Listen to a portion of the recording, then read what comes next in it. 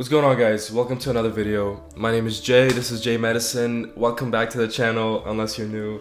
I'm kind of sick. I don't know if you can tell in my voice, but yesterday I kind of started feeling a little bit sick, and I was like, you know what? I'm not getting sick. You know, I'm young. This is gonna just go away. And then when I woke up this morning, it felt like just like the Grim Reaper just like inserted itself into my body, and and that happened. But it's okay. Don't fret. I have my coffee. I should probably take like a Dayquil, but caffeine is better. So let's get to it. Ooh. All right. You guys know I love my coffee. Today we're gonna be talking about something that's very near and dear to my heart. Something that's very important, especially when it comes to medicine, pre-med, any of that, because we have so much studying to do. There's so much that we need to know, that we need to learn. But some days you just wake up and you're like, I don't want to study. And I know you felt it before. I felt it before. I've been through it. But I'm going to give you four tips on how to get over that. Because moments like that, you know, if you take advantage of it, then it'll be really good for you. You can develop a good studying habit. Whereas if you let it get to you, then it kind of puts you in a hole. So here's how you deal with those bad days. Step one is to study efficiently, okay? Now, I know you guys are thinking, if I don't have the motivation to study, how am I going to study in the first place? You're telling me to study efficiently. But this is more of a proactive approach, okay? So I'm telling you, when you do have the motivation to study, make sure that you're making full use of your time, okay? So when you're like reading anything that you're reading when you're studying, make sure you're fully concentrated on it. Make sure, your attention isn't divided. You're not thinking about other things. Just read it, concisely, and just make sure you get all the information. And what this does is it kind of primes your brain into thinking that when you study, it's not only is it efficient, but you're getting a lot of reward for it. So this is like a simple cost-benefit analysis. Okay, so think about it. If you don't study efficiently, and you're sitting there reading a page of notes, and you have to read it 3 times, and it takes you 30 minutes to read it, and you're gaining X amount of information, then you're getting 30 minutes gives you X amount of information, and that's what your brain is used to. So when you wake up the next morning, your body's like, I have to spend 30 minutes studying this information, and I only get X out of it. I don't want to do this anymore. So your brain kind of unconsciously does this analysis, cost-benefit analysis, and it kind of, it doesn't want to do it again because you're not getting enough reward for the amount of work you're putting in. Whereas if you get into the habit of every time that you study, you're reading it once, and you're reading it concisely, and you're getting all the information, you're absorbing everything, and your attention isn't divided, then you can read the page once, to spend 10 minutes on it, and still get X amount of information out of it. So, those days where you do wake up and your brain kind of doesn't want to study, your brain is still thinking, okay, if I spend 10 minutes, I get X amount of information. So, the cost-benefit ratio is lower. So I'm spending, this little amount of time getting this good amount of information. It's going to be a lot harder for your brain to not be motivated. Whereas if you're spending a lot of time and your body's used to and your brain is used to, spending so much time and getting little information, then you get into the habit of not wanting to do it because you're just not getting anything out of it. So make sure you study efficiently on the days that you do study, because it's going to just put you in the habit of not even like being in the situation where you don't want to study, because you're just getting a lot of information out of it and not putting in a lot of work. So studying efficiently is super important. But with that being said, you still have days where you just literally just don't want to do anything. Even if your studying habits are good, even if it was bad and you change it and it's good now, you're still gonna have days where you don't want to study. And usually what I do on those days, and I did this a lot when I was studying for the MCAT, is to temporarily change the way you study. Now, I'm a firm believer in, sticking to your own study habits. I think, unless your studying habits aren't working for you, I think everyone has kind of like developed their own method of studying, and, everyone has their own way of studying, and that works best for them, and they shouldn't try to like adopt someone else's. But with that being said, these temporary changes, they can do a lot because they kind of refresh your brain, but at the same time, you're not like taking a day off of studying. You're still learning information. You're just doing it differently. And a lot of times that's enough incentive for you to want to study. These include things like just like instead of reading the book. So when I was studying for the MCAT, sometimes I would just like not read the Kaplan books and instead go to Khan Academy and watch the videos. And that would be interesting enough for me to be like, okay, you know what? I don't have to deal with the books today. Maybe I do want to study now. So that motivated me a little bit. Sometimes I would like make flow charts and I would make diagrams for myself. I don't really like studying in groups, but for a lot of people, when they study in groups, it gives them the motivation to want to study because there's other people studying in front of you, and it kind of just like makes you even more motivated to be like the people around you. And something that you can also do is if you have a habit of getting up at 9 a.m. and studying, or if you come home from class at 2 and you start studying at 3, maybe change the time that you start studying and you end studying. So, if you come home at 2 o'clock from school, you can just like go to the gym, go like do something, play basketball with your friends or something like that. And then be like, okay, when I get home at 6, then I'll start studying. And, just changing things up every once in a while, it provides enough incentive sometimes for you to motivate yourself to want to study. But I do want to emphasize the fact that these are temporary changes. Okay, so you don't want to put these changes in for the long term, because a lot of times it permanently changes your studying habit, and you don't want to do that. You want to stay consistent with your studying, and you only want to do this maybe like once a week, once every 2 weeks, when you just need that refresh button and your brain kind of isn't in the zone.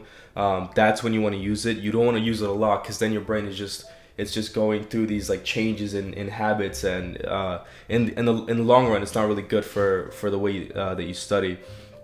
That brings me on to my third point, and this is probably the most important thing that you can do to have, to just completely prevent the situation where you just kind of wake up and you're like, I don't want to study. And to do that, you have to develop consistent studying habits. Those 4 words that I just said sound extremely boring, and even to me when I say them, they sound boring. But no matter how boring it is, it's literally the most important thing you can do, because when you have consistent studying habits, your brain kind of gets into the zone, and it's a lot harder to break that habit. And you don't have days or it's less likely for you to have days where you're like, I don't want to study. Now let me explain this to you with some anecdotal evidence. So when I was studying for the MCAT, we all know it's a lot of information. There's a high volume of content, and that's honestly one of the most extensive studying periods I've ever had, if not the most. Just spending 2.5-3 months, learning all of this information. But as much information as it was, there was never really a time where I lost the motivation to study. And I think that had a lot to do with the fact that I just had a consistent studying habit. I would wake up at everything was super military. I would wake up at a specific time. I'd get my coffee, which I need to drink more because it looks really good. Sorry. Wake up at a specific time, start studying, take my breaks on time, and studying at a specific time. And when your body is in this like consistent level, it's a lot harder for you to lose motivation. And the reason for that is, you have a lot of times during the semester. So in the semester when you're studying, and even for me, I'm trying to work on this, you have times where like a week you'll have midterm exams and it's like crunch time and you got to study a lot, and then you'll kind of not have much to do for the next week. And then, it's these little waves. And I don't know if you guys have ever felt this, but a lot of times when like it's exam week and I'm studying like every day, it's study, then my exams are done, and the next day I wake up and I'm like, I feel like I'm not being productive because I'm not studying. Even though I don't have anything to study for, I'm just like, I should probably be doing something. And I don't know if you guys have ever felt that before, but that's literally the opposite of when you wake up and you don't have motivation to study. And the reason for that is your body got used to just like studying, and by body I mean brain. Your brain got used to waking up, studying, and it got into that habit. So when you go off that habit, your brain's like, hey, I should be studying right now. Why am I not studying? Whereas when you take a week off and you're kind of not doing as much, and then all of a sudden midterm exams are coming up again, and you're like, crunch time, I gotta study. Your brain's like, dude, I'm still on vacation. I can't do this right now. So when you're going through these waves, your brain is like crashing up and down and up and down, and you're not being consistent, and you're not teaching your brain how to act. You keep changing it, so therefore every time that it goes through a change, it doesn't want to go through that change. It wants to stay where it was before, and it's a lot harder to make it do what you want it to do. So if it's consistent, you kind of avoid that problem. And when you wake up, your brain's like, okay, I did this yesterday, I'm good, it's a habit, I can do it again. So having a consistent, studying routine is super important. It's literally the most important thing that you can do. Be very military with your time, be on schedule, and you're gonna have a lot less times where you run into the problem of, I'm not motivated to do this. Just because your brain is used to it, you're into that routine, you're into that schedule, and just like bad habits, good habits are really hard to break. So once you get into the habit, it's a lot harder for you to run into that problem.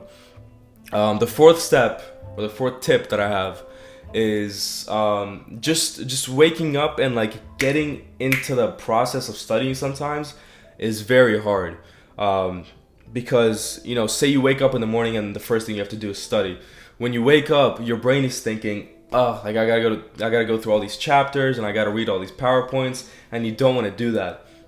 So how you want to counteract that is make the first step very easy, because the first step is the most important step. Okay, once you take the first step towards something, you kind of start rolling. Once you gain that momentum, it's a lot harder for you to like stop and not do it.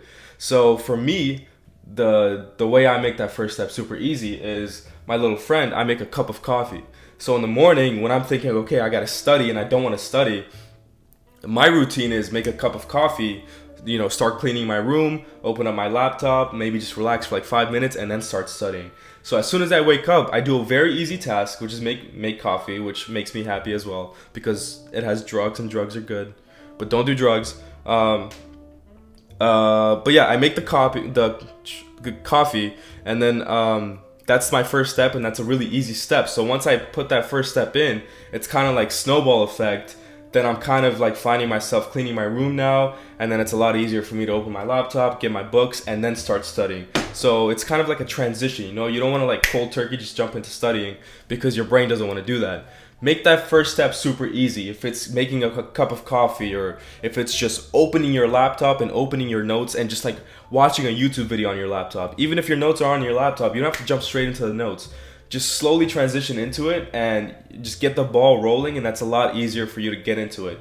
Because I think for me and for a lot of people, the hardest part of studying is starting to study. Once you start studying, it's not too difficult to stay consistent, and it takes a while before you're like, okay, now I'm bored.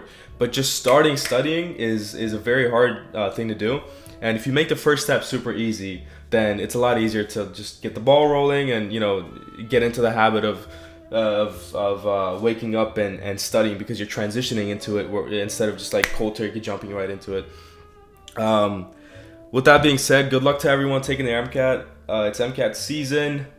Applications open up May 1st, right? So that's like 5 days from now. Good luck on your applications, on your MCAT. If you're not taking your MCAT, good luck with your exams. I will keep in touch with everyone. Comments down below. I answer all my comments again. Any questions that you have, DM me on Instagram. I got my Instagram down there. I literally reply to every single one of my comments. So if you want to talk to me, hit the boy up. I'll have a video coming soon. I was kind of sick, so you can hear it in my voice. I was kind of sick, so it was a little harder for me to make a video this week. But I'll be more consistent with it, and I'll keep you guys on your tippy toes as you're studying for all these things on your way to become a doctor. I'll catch you guys on the other side.